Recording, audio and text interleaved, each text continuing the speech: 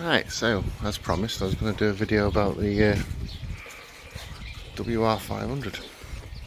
It's I think it's a 91, could be a 92. Not really a lot of difference. Bought it in 2018 in America. Raced it at Unadilla.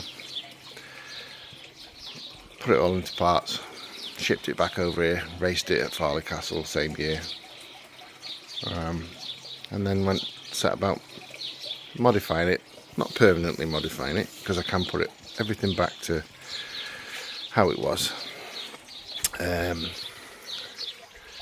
So everything that's on the bike to make it the way it is can be removed without evidence of it being there. The original cylinder and head are still in my spares box, and then I got a 40T cylinder and did the same as I did on my other bike. Obviously I did a 1985 version first, YZ490, and then I did the WR, and then I did the hybrid one, which is over there. So I'll just go around that and show you what that's like. Okay, just step back a bit. So, WR500z. So, Talon wheels in it, which are for a YZF. Talon can supply the tubes and spacers, bearings and seals that they'll go into whatever, within reason. You just give them the hub number and tell them what bike you want, and they usually have something that will slot in and then it will fit your bike. So obviously the rear one was something like 2002 YZF 250, and I just told them it was going in a 92 YZ, because that swing arm is a 92 YZ one, and they just said, yep, these are the bits. Really cheap, like 15 quid delivered or something, and that was that. Same with the front. EBC 280mm front disc, floating disc, and then a YZF caliper, because these are actually SSS Kayaba with DLC legs, and the YZF yokes.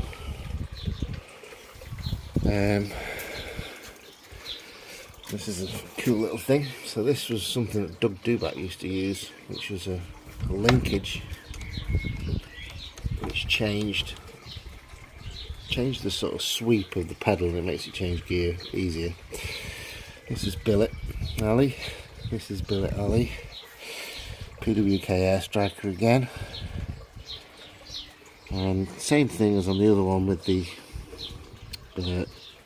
rectifier. This one this has no battery. This is running on the stator regulator rectifier capacitor, which is off an XR400 or a CR250 with the RC valve, or the 04125, or the same one. Did the same with the cylinder, modified it. This is a bit different though, because this came off the 1985. So I used to have a Yam head modified, which I've still got, and I used to come out here and back into the head so I could use a Yam head gasket. Whereas I changed the design on these now, where I machine it down and use the copper spacer of CR500 and then put a CR500 head on. I can show you the Yam head, because it's here.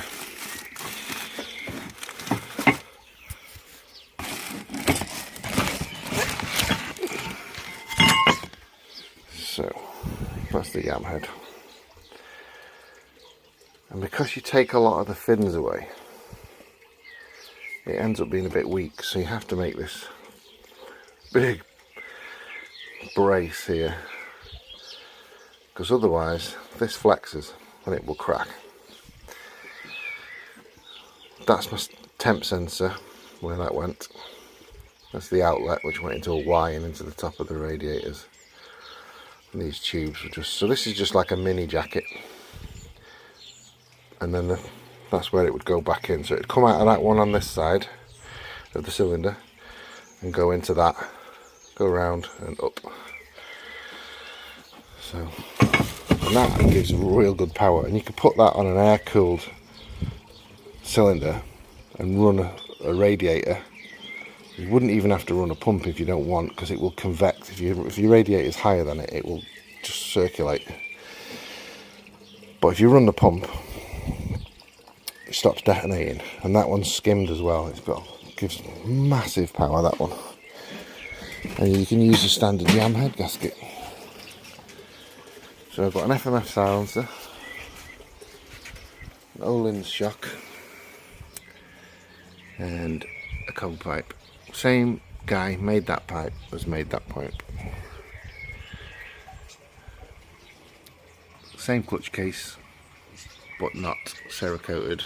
So this is a go-kart one again with the centre adjuster that we've done. Bush and Reeds, Wiseco piston. I've had this crank balanced as well at the same time. Cut down on any vibrations possible. Taller seat with extra, so it's a tall seat foam and extra seat foam underneath. That's why it's got that slight ridge, because I wanted it as high as possible and as flat as possible. So the cooling system on this, very similar. Water pumps down there, but this one, actually, it's got two radiators on it. Like the other one, but in very different places. So this one's like the 82 YZ, where I mounted one up there. I don't really notice it. Yeah, you could say the pipes, they kind of act a bit like a steering damper, to be fair, but you can still get full lock with it and stuff like that. It's not a problem. I originally just had one larger radiator on the one side down here, but I had a bit of a crash at Farley with a Dutch guy and he flattened it. So this radiator is a KTM 85 small side radiator with the top duct modified. Instead of turning down, turns in, that goes up to the top radiator. This pipe goes over the top and into the pump. So basically it goes into the cylinder here, around, out of the top of the head, up this red pipe, into the top of this radiator, which is a 1982 YZ80 radiator. And yes, you might say 280 radiators on a 500. And believe me, it actually doesn't overheat even if the pump stops working. Not in the short races that we do anyway. They're not 40 minutes, they're 5 laps. Vented front board. Comes out the bottom of the radiator.